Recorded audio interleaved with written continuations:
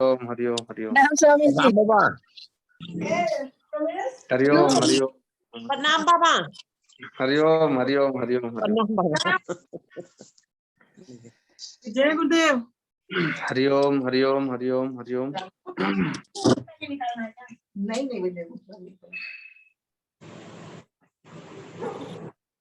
कितने लोग आए हैं आज वहां पर सत्संग में? 5 जने हैं। 6 जने स्वामी जी। अच्छा अच्छा, हाँ गुरुदेव, 6 जने हम लोग। सुमन आंटी है, ललिता आंटी है। अच्छा अच्छा, चलो बहुत बढ़िया।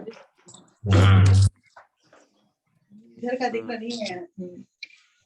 ठीक है। हरि ओम हरि ओम।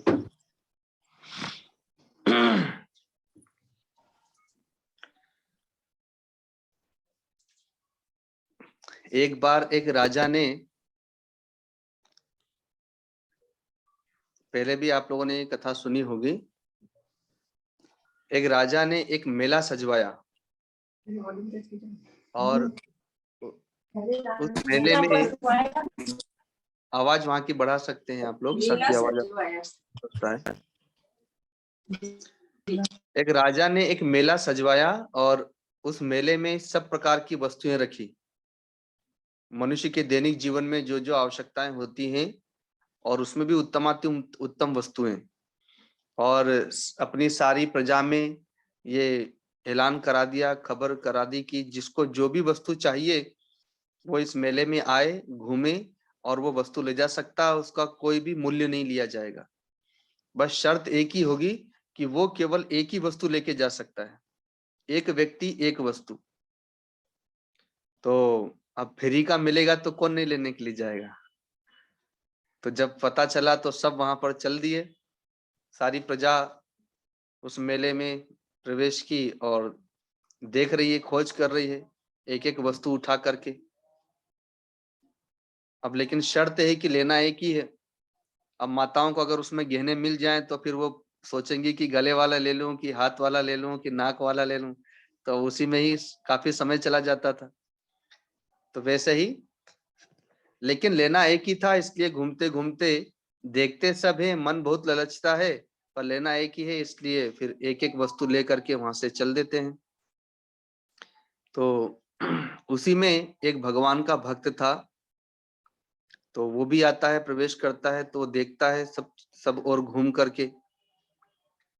तो चारों ओर घूमा, सब कुछ देखा, लेकिन उसने लिया कुछ नहीं। और वो उस मेले के अंत तक जाना चाहता था जहां पर इसका अंत हो। अर्थात ये बहुत विशाल मेला सजाया था, क्योंकि राजा तो फिर धनवान होता ही है और प्रजा भी बहुत सारी है, तो सब प्रजा को कुछ ना कुछ मिले, इस उद्देश्य से बहुत विशाल मेला सजाया था। तो वह जो भक्त था वह खोज करते करते करते करते उस मेले के अंत में जब वो पहुंचता है तो क्या देखता है कि एक सिंहासन पर राजा भी बैठे हुए हैं। तो वो भक्त वहां की कोई वस्तु ना लेकर के और राजा के पास चला गया और राजा के चरणों में प्रणाम करके राजा का हाथ पकड़ लिया और कहा कि मुझे तो आप ही चाहिए। तो राजा ने कहा, अरे तुम बालक हो, तुम्हें कोई वस्तु पसंद नहीं आई? तुम जाओ फिर से देखो, तुम जो कहोगे, जो वस्तु चाहोगे तुम्हें मिल जाएगी और कोई भी मूल्य नहीं लगेगा, तुम्हारी जो इच्छा हो जा करके देख लो। कहा, नहीं मुझे कुछ नहीं चाहिए, मुझे तो आप ही चाहिए। राजा ने फिर बार बार कहा कि चलो तुम एक नहीं, तुम्हें 2 वस्तु की छूट देता हूं, 2 नहीं तुम्हें 3 वस्तु की छूट देता हूं, फिर से जाओ, तुम्हारी जो इच्छा हो सो ले लो, मुझे लेके क्या करोगे? कहा, नहीं नहीं, मुझे तो आप ही चाहिए, आप ही चाहिए, आप ही चाहिए, मुझे आपकी कोई वस्तु नहीं चाहिए, 1 2 क्या अनेक वस्तु भी देंगे तो भी नहीं लूंगा, मुझे तो बस केवल आप ही चाहिए।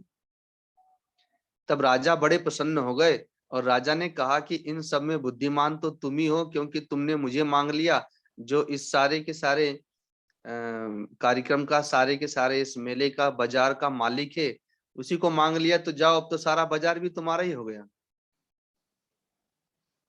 क्योंकि ये मेरा है, और जब तुमने मुझे ही मांग लिया तो ये सब कुछ तुम्हारा हो गया।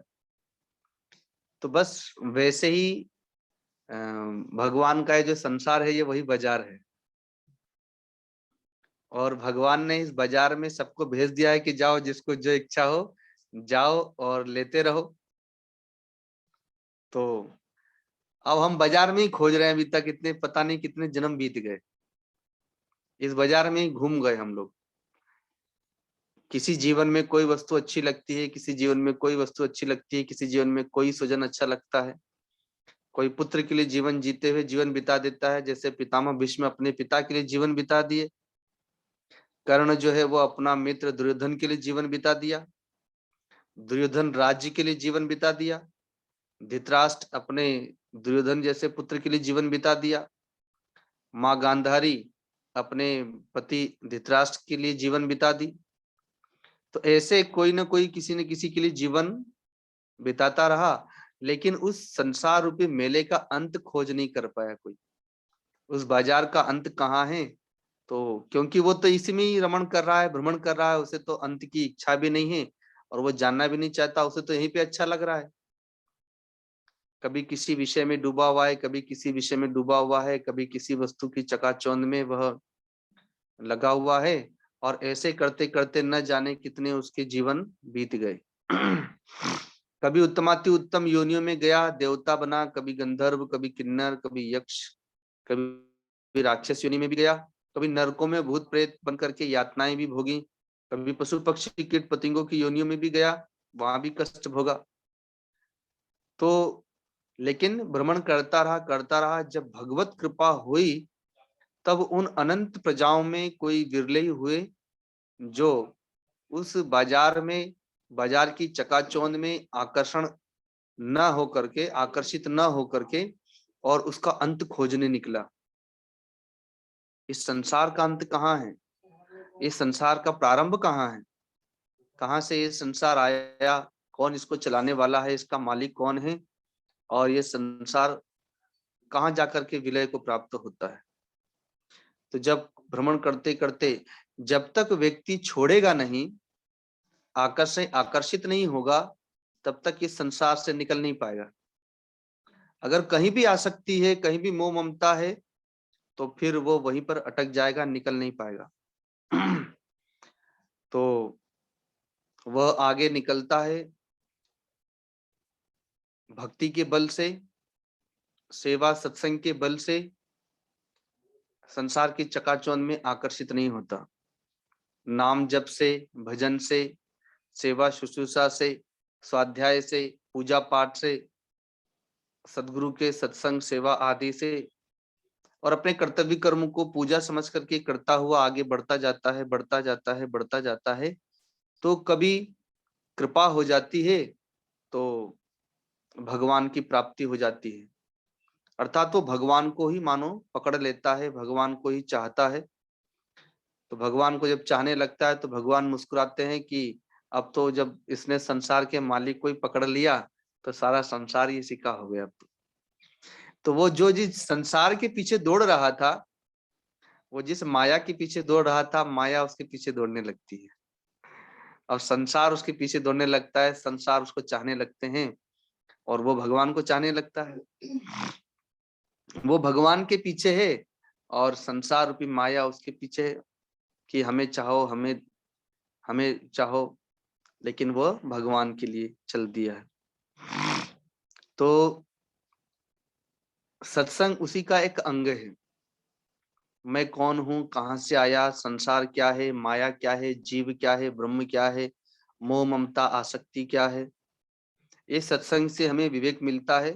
पूजा पाठ करने से, सेवा शुश्रूषा करने से, जप तप करने से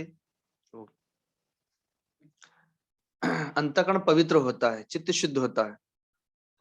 और चित्त शुद्ध में यदि शुद्ध चित्त है और उसमें सत्संग रूपी बीज पड़ जाए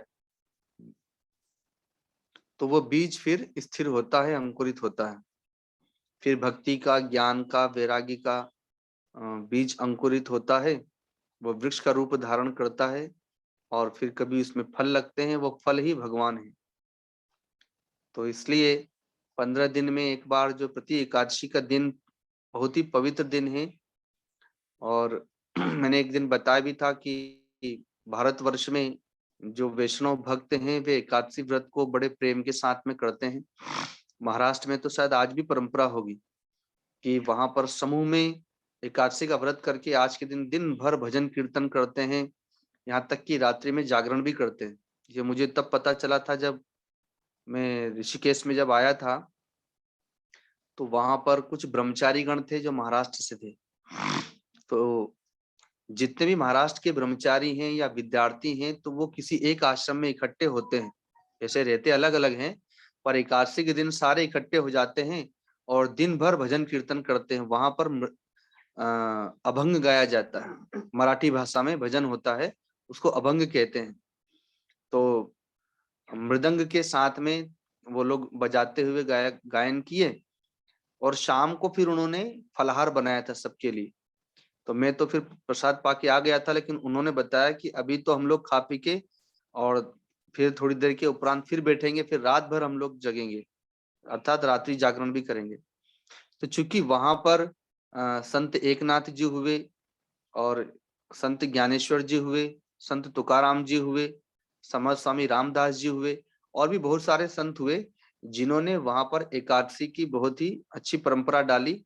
और संत ज्ञानेश्वर जी के जो गीता जी पर उन्होंने भाष्य किया है या जो गीता जी लिखी है उसको, तथा संत तुकाराम जी आदि के जो अभंग है जिसे हम लोग भजन कहते हैं, तो उसी का वो लोग गायन करते रहते हैं, पाठ करते रहते हैं। उस दिन सबको घर घर में वहां पर वो गीता जी याद रहती है और अभंग याद रहते हैं। उन्हें पुस्तक लेके बैठने की आवश्यकता नहीं है, क्योंकि प्रति एकादशी को करते करते वो सबको कंठस्थ हो जाता है, बच्चे बूढ़े जवान सभी। तो और भी अन्य प्रदेशों में अपनी अपनी परंपराओं के अनुसार एकादशी का व्रत किया जाता है। तो ऐसे हम जब पूजा पाठ करते हैं, स्वाध्याय सत्संग करते हैं, तो वो लाभकारी फलदायक तो होता ही है, लेकिन एकादशी के दिन यदि किया जाए तो फिर तो वो बहुत ज्यादा फल देने वाला होता है। तो इसलिए इसी प्रकार एकादशी के दिन आप लोग हर 15 दिन में सत्संग करते रहें। कोरोना के कारण से ऑनलाइन हो रहा था, लेकिन अब तो महामारी चली गई है, तो आप लोग अपने घरों में कभी किसी के यहाँ कभी किसी के यहाँ ऐसे करके करते रहें। तो उससे क्या होगा कि जिस घर में यह सत्संग होगा वो घर में तो पवित्र वातावरण होगा ही, सत्संग के संस्कार होंगे ही, और वहां पर बाल बच्चों का भी उस पर प्रभाव पड़ेगा, तो अन्य सभी परिवार के सदस्यों पर भी उसका प्रभाव पड़ेगा। जैसे मैं कहा करता हूँ ना कि कोई यदि जप करते हुए भजन करते हुए भोजन बना रहा है, तो उस भोजन में भजन का संस्कार चला गया।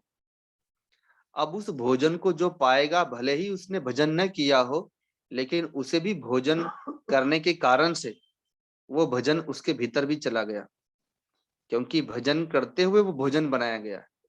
और इसका मैंने अभी कुछ दिन पहले दृष्टांत दिया भी था, गीताजी जब हम लोग कर रहे थे तब, कि एक सिपाही ने भोजन किया और रात्रि में स्वप्न देखा कि वह अपनी माँ को मार रहा है, जान से मार रहा है। तो उनकी नींद टूट गई। उसने कहा कि अरे मैं तो माँ का भक्त हूँ, रोज उसकी सेवा करता हूँ, प्रणाम करता हूँ, आज ऐसा दुःस्वप्न कैसे देखा मैंने। तो वो अपने गुरुजी के पास गया और गुरुजी को सब बात बताई कि मुझे बड़ी अशांति हो गई, ऐसा क्यों हुआ, मैं तो अपने माँ का पुजारी हूँ। गुरुजी ने पूछा, अच्छा बताओ तुमने कल शाम का भोजन कहाँ किया था। तो कहा कि मैं तो जेल में ही, अर्थात मेरी तो वहीं रात्रि में ड्यूटी होती है, वहीं मुझे पहरेदारी करना पड़ती है, तो मैं तो वहीं खाया। तो कहा भोजन कौन बनाया था। तो कहा भोजन बनाने वाला कैदी ही था, उसी को मैंने सेवा दे दी थी, रसोईया नहीं आया था।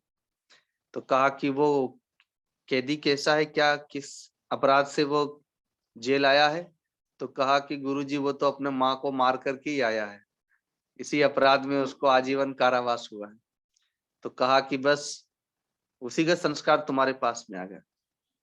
तो जो भोजन बना रहा है उसकी भावनाओं का भी प्रभाव उस अन्न पर पड़ता है।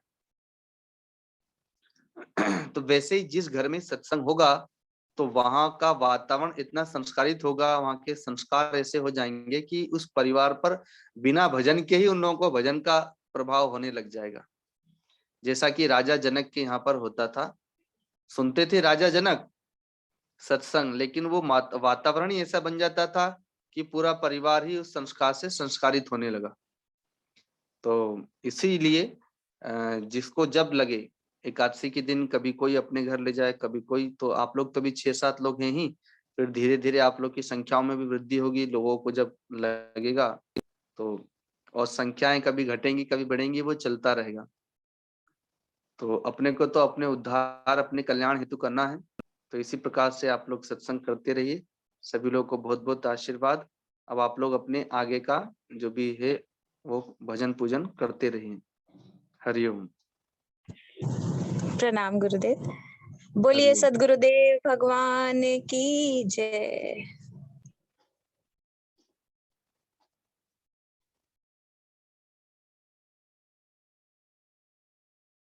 मेरा तो प्रणाम, हम तो उतना ही मानते हैं। प्रणाम बाबा। गीता जी पढ़ाए, गीता जी तब इतना पढ़ा रहे, तुम कहाँ थे? रुचि भाभी हाँ हाँ, आपको होस्ट कर दे रहे हैं। हाँ हाँ हाँ हाँ हाँ। हरि ओम। ठीक है। जय गुरुदेव। जय गुरुदेव भाभी। जय गुरुदेव। हाँ जय।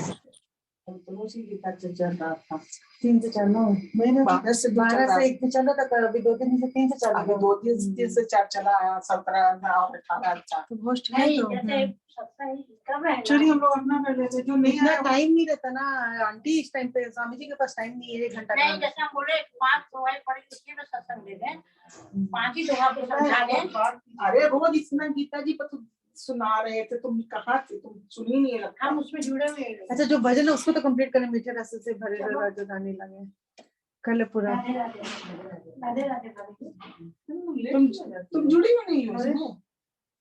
सुनना, चल भजन मीठे रस से भरी राधारानी लागे, महारानी लागे, मन प्यारो कारो जमुना जीरो पानी लागे। मीठे रस से भरी राधारानी लागे, महारानी लागे, प्यारो प्यारो जमुना जीरो पानी लागे।